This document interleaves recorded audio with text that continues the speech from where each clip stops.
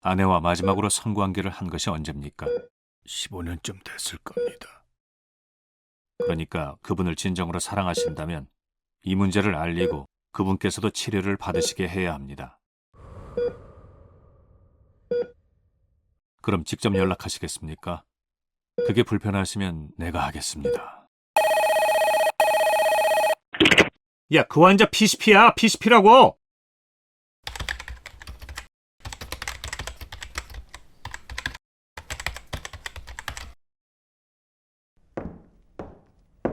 선생님, 저는 괜찮을까요? 무슨 말이야? 작은 침방울이 저한테도 튀었을 것 같아서요. 전염되면 어떡하죠? 없어, 없다고! 그렇게 전염되지 않아!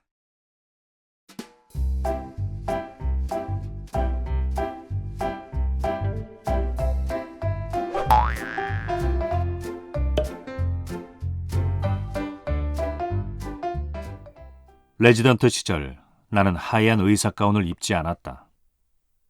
갓 30에 접어든 때라 응급실에서 일하는 우리는 내과나 외과는 다르다라는 치기 어린 생각으로 구태여 파란색 근무복을 고집했다. 요즘은 하얀 의사 가운을 고집하지 않는 임상과가 많아졌지만 그 무렵만 해도 그런 차림은 매우 드물었다. 나는 환자와 보호자의 오해와 착각을 불러일으키지 않으려고 청진기를 주머니에 넣지 않고 항상 목에 두르고 다녔다. 그러나 그날만큼은 옷장 구석에서 하얀 의사 가운을 꺼내 파란색 근무복 위에 걸쳤다. 질환에 대한 설명은 이미 말씀드렸으니까 단도직입적으로 질문하겠습니다.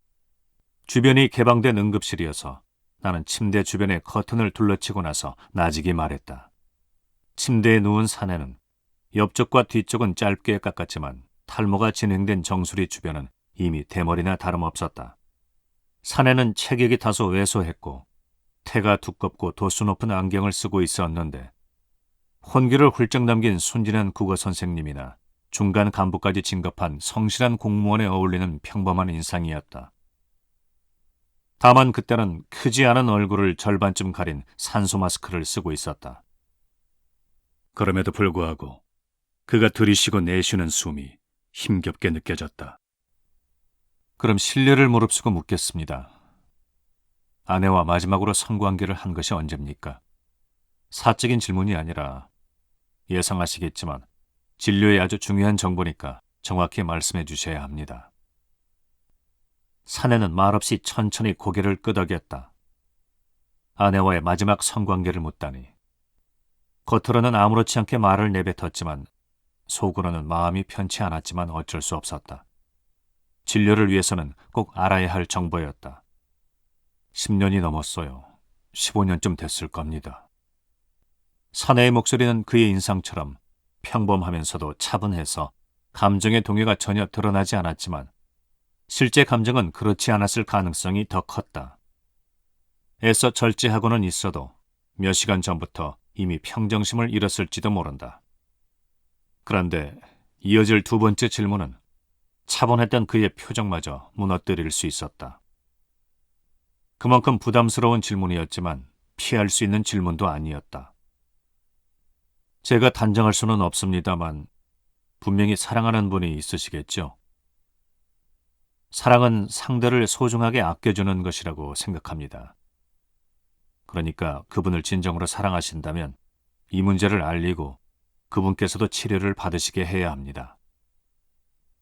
더 이상 설명하지 않아도 이해하셨을 거라고 믿습니다. 어색한 침묵이 사내와 나를 짓눌렀다. 커튼만으로는 응급실의 소란함이나 산만함을 완전히 막을 수 없었지만 그 순간만큼은 커튼 안과 밖의 세상이 완전히 분리된 것처럼 느껴졌다. 사내는 한동안 나를 쳐다보다가 말없이 고개를 끄덕였다. 그럼 직접 연락하시겠습니까? 그게 불편하시면 저에게 연락처를 알려주셔도 됩니다. 더욱 어색한 침묵이 흘렀다. 사내의 얼굴에 미묘한 감정의 변화가 떠올랐지만 당시 30대 초반이었던 내가 그 표정을 전부 이해하기는 어려웠다. 내가 하겠습니다. 사내는 힘없이 말했다. 나는 짧게 목례를 하고 침대를 떠나왔다. 사내가 처음 응급실에 실려올 때만 해도 그런 대화를 나누리라고는 생각지 못했다. 2주 전부터 감기 증상이 있었고 일주일 전부터 심해져서 개인 의원에 먼저 들렀다가 전원해온 폐렴 환자였기 때문이다. 나이는 40대 후반. 당뇨병과 고혈압 같은 기저질환이 없는데도 유난히 폐렴이 심했지만 대학병원 응급실에 그런 환자는 흔했다.